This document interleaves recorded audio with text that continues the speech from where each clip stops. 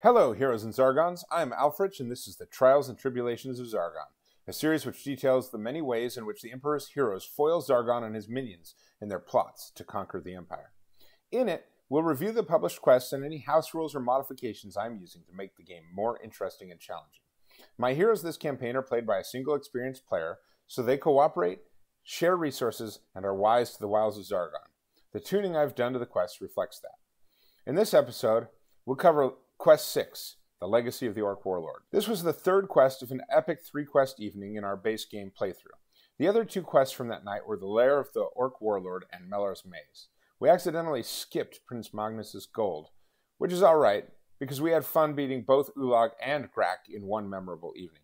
And yes, I fully intend to write a Legacy of the Orc Warlord, where some other hapless relative of Ulag and Grak comes to plague the heroes. More on those named monsters and the lore they invite shortly. But for now, a rundown on the quest layout and what happened in our game. Although the heroes themselves don't need to hear it because they're in the thick of it, Mentor sets the table for the hero players, telling them, Ulag's foul offspring Grak, no relation to Crag, encountered in the later quest pack, has sworn revenge on those who killed his father. Although it has taken him several months, he has finally tracked you down, all 4 heroes, and captured you in an ambush. Now, you are all held prisoner in his dungeons while he decides when and how you will meet your fate. While the guard sleeps outside your cell, you manage to pick the lock with an old rat bone. You must find your equipment and escape to the stairway. The cartoonishness of this scenario is part of its charm, and it sets up a really nice mechanic for heroes who should, by this point, be reasonably well equipped.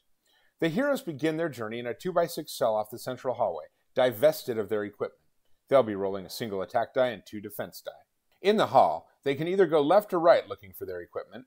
Left takes them to the westernmost corridor, where there are rooms to the north and south. The northern room contains their equipment, while the southern one contains monsters. Hopefully, heroes are using their knowledge that the center room is for boss battles, because if they aren't, they may stumble unarmed into a room full of enemies. 6 monsters grace the table there. The hallways, too, should warn heroes against proceeding east, because they are patrolled by monsters. A Famir guards the way around the central chamber. Goblins guard a very dangerous torture chamber to the east of the central room, and orcs and goblins guard the rooms along the southern corridor, along which 3 rooms, including the room containing the stairwell, reside. The danger of this dungeon depends entirely on how quickly the heroes discover their equipment, but I think the dungeon does a good job of providing the heroes with interesting options from the get-go. My heroes immediately beeline to the left, then split the party exploring north with the barbarian and wizard, and south with the elf and dwarf.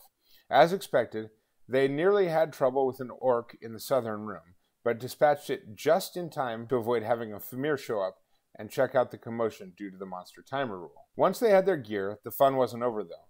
The heroes traipsed along the northern corridor, coming to the central room from the east instead of from the west. The dwarf and wizard, eager to participate in the fight, kicked in the door to the torture chamber at the same time as the barbarian and elf took aim at the monsters in the banquet hall, the central chamber. From there, the heroes had to brawl their way to the stairs, because I was able to keep monsters a step ahead of the heroes, bringing in a bonus Famir every 4 turns. As the heroes fought their way south, the elf made an attempt to scout by using Pass-Through Rock to check out the room with the 3 goblins. The heroes were in such dire shape at this point that I either ruled that the goblins weren't alerted or allowed some kind of roll to see whether the elf had been able to sneak a peek without alerting the monsters. In either case, those monsters weren't activated. When the heroes finally discovered Grak and the stairs, they were out of resources, and one of the heroes, I think the elf, beelined up the stairs without waiting for the battle to conclude, leaving the companions to mop up. In the end, the heroes escaped with their skins and some serious loot. I shuffled up my insane treasure deck with 124 cards, one of which was a treasure hoard and another of which was an elven cloak of passage. The heroes pulled cards from random spots in the deck and managed to pull both of those cards as the first 2 cards. After collecting their spoils and selling their loot, they made it out with enough money to purchase their first level advancement. We'll cover those house rules in the next video. For now, a few things to say about this quest. The prisoner mechanic is delightful, and, I think, well executed in this quest, because while there is the very real possibility that heroes could go anywhere, there are clues to send them in the right direction when looking for their equipment. Second, and this is more of an observation on our play during this quest than the quest design itself. When the heroes opened multiple doors with reckless abandon, the risk it created was quite enjoyable. I have several ideas for how to reproduce that effect in dungeons where heroes are not kicking in all the doors.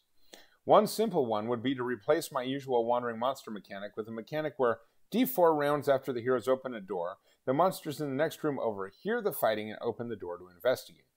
If one wanted to work with only the tools contained in the HeroQuest game and supplements, one could use a combat die with a skull representing a 3-turn timer, the hero shields representing a 2-turn timer, and the Zargon shield representing a 1-turn timer. That would give sort of a D3 effect rather than a D4 effect. Finally, about the flavor of this quest, I really, really like the Kin of Ulag trope. It's goofy, it's campy, and it's repeatable. My heroes will be fighting Kin of Ulag until Zargon gives up the ghost. I'll do a video on the structure of the original quest pack at a later date, but for now, I'll note that Zargon's kin are the first of 2 separate orc threats that Zargon can follow up on in extending the campaign. The other, the orcs of the Black Mountains, steal Magnus's gold and, presumably, live in the Bastion of Chaos. These latter orcs make their appearance again in Keller's Keep. Unless Zargon wishes Legacy of the Orc Warlord to resolve this questline, the orcs of Ulag's tribe are ripe for development, quite apart from their memeability. That's all for now. If you're reveling in Zargon's sorrowful defeats, be sure to hit that subscribe button. And if you've developed quests that follow up on the Ulag storyline, I'd love to have a look at them. Let's plot together in the comments below.